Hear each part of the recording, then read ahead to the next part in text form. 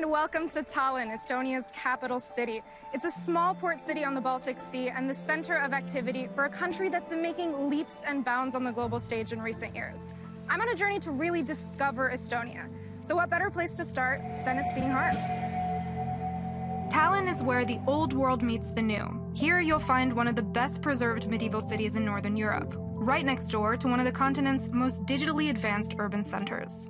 Walking through Tallinn, you can feel the different layers that history has left for us. Basically, within 100 yards, you're able to come from the medieval cobblestone streets into the modern high-tech environment. So walking down the street, you might not be surprised when you see a medieval house next to Baroque.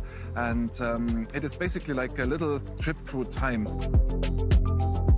Today, Estonia is one of the most digitally advanced societies in the world. It's also the startup capital of Europe, with 4 times more startups per capita than the European average. Tallinn even has these cute little robots that will drive around downtown delivering everything from groceries to online shopping to fully cooked meals. The city really likes its tech, but how easy is it to unplug? Lucky enough, Tallinn is surrounded by nature. Estonia is covered in forests and wetlands.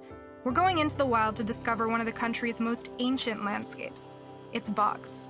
There's no better person to guide us than Romet Vaino. He's an Estonian nature photographer who spends most of his free time outdoors. He also organizes trips to many of the bogs around Tallinn. Romet, tell me what is so special about Estonia's bogs? Well, I would say the first reason is that if you think of something primeval, something ancient, then the bog is definitely the place to be. The oldest bogs in Estonia are somewhere around like 10,000 to 12,000 years old. Well, it's time to gear up and get bog walking. These bog shoes will keep us from sinking into the peat moss.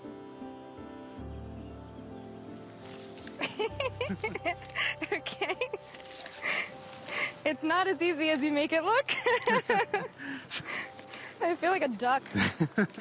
Actually, this name, Kakerdaja raba, Kakerdaja, the name is given by one specific bird, who's a water bird, but it's really clumsy on walking on the ground.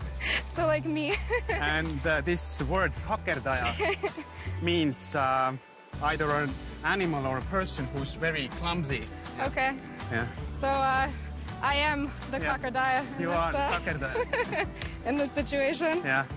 Is it common for Estonians who live in the city to come out and just get some air? Yeah, it has become like very, very popular in the recent years. Like 10 to 15 years ago, it was rather surprising to see people coming, for example, for a swim to the bog in the morning. But now it's almost like a rule. In the middle of summer, when people have vacations, it's very common that you would come here like 4 o'clock in the morning. 4 and you o'clock would in the see morning. like maybe like 5 to 10 people swimming over here. Yeah.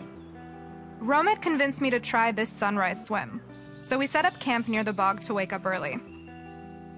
Estonia's forest ministry maintains hundreds of free campsites like this one, with tables and toilets and complimentary firewood for cooking and keeping warm.